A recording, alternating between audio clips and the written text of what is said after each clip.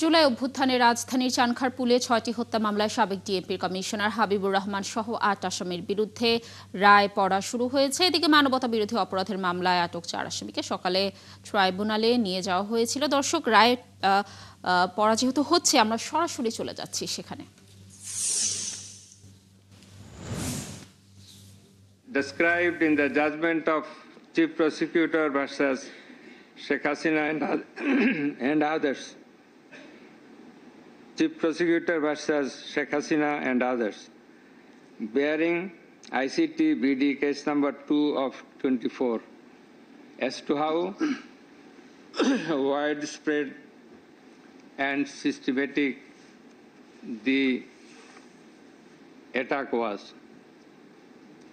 There has been a threadbare illustration of the nature of the attack therein.